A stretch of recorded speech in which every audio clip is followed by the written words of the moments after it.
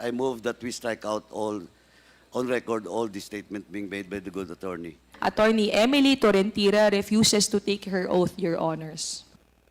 Mr. Chairman, I'm just wondering why attorney, what's the name of that that person? Attorney Emily Emily Torrentira, Your refuses to Honor. raise her hand for the oath taking. Can we ask her why she refuses to take her oath? May I, Mr. Chair? You can Your all sit down, Honors. ma'am. Upo na po. Thank you. Bakit Your daw po Honor. ayaw ninyo mag-take ng oath? No, Your Honor, I am not refusing to take the oath. Prior to being asked to take the oath, I was trying to explain, Your Honor, that I am not an invited resource person. Second, that I have only been asked now to explain why there was no receipt for subpoena for the persons who are not present here. That is what I am trying to say, Your Honors, respectfully. I just wanted to explain that as part of the Legal Affairs Division of the office, I wanted to explain why we did not receive.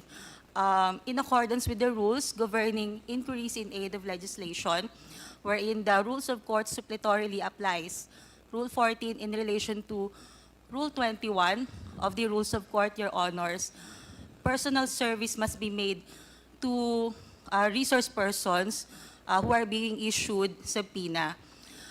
With that, Your Honor, they being not present in the office at that time, no person can receive on their behalf, and hence, there will be no proper service. Respectfully, Your Honors.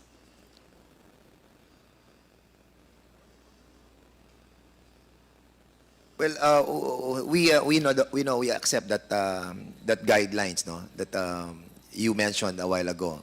But you all know that this is an aid in aid of legislation, and the reason why we are trying to course this invitation to the office of the president, we discussed this lengthily already, and the testimony of Attorney Lopez is so important to us.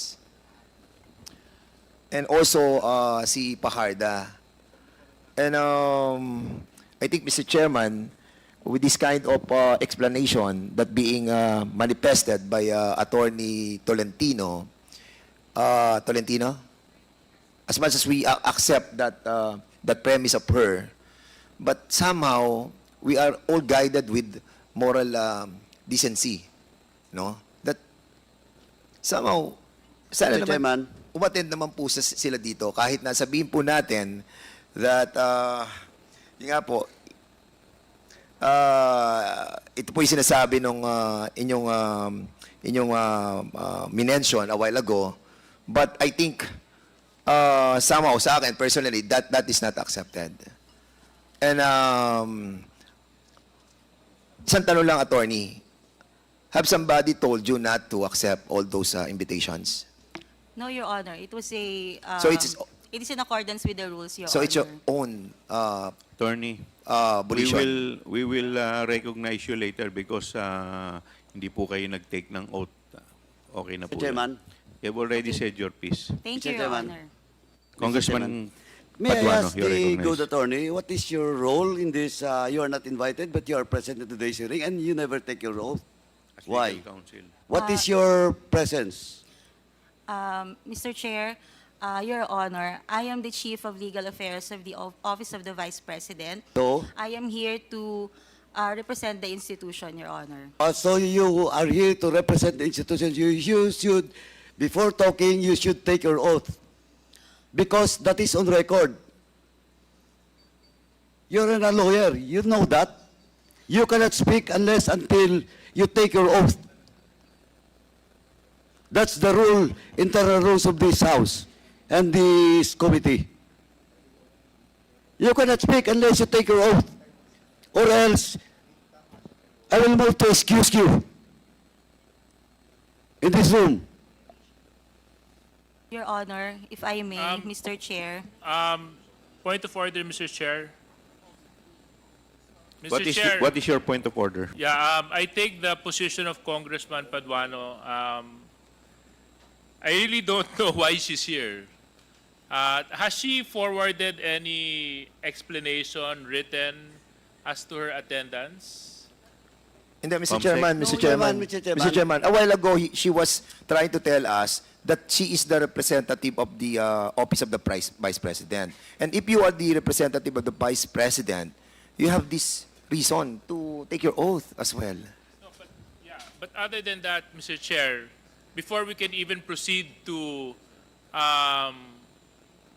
asking her to take her oath, has she communicated officially to the committee that she is indeed representing the Office of the Vice President? Is there any letter that whereby Attorney Tolentino is given authority to represent the Office of the Vice President, Comsec? None, Your Honor. Did you submit your authority? If I may, Your Honor, respectfully. Yes, please. Mr. Chair, can we just call for a 5-minute suspension? Kausapin muna natin kung ano ba talaga kasi 5-minute suspension is declared by the chair. Mr. Chairman,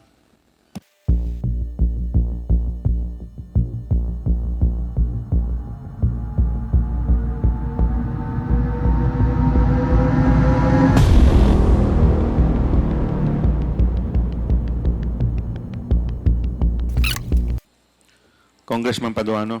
thank you, Chairman. Anyway, Mr. Chairman, first and foremost, since the good lawyer has no written authority coming from the Vice President, second is that she never take her oath. So, Mr. Chairman, first, Seconded. There's a motion raised by Congressman Paduano, duly seconded. Is there any objection? Hearing none, the motion is carried. and second, Mr. Chairman, I move that we excuse the good lady attorney in this room and to request the SAA to escort the good attorney outside of this room. So move, Mr. Chairman. Seconded. There's a motion to excuse the good attorney from this room, which is duly seconded. Is there any objection? Hearing none, the motion is carried. Mr. Chair, if I may respectfully request... You're not, you're out of order. You're not recognized. Mo, Chair. being Suspend mo.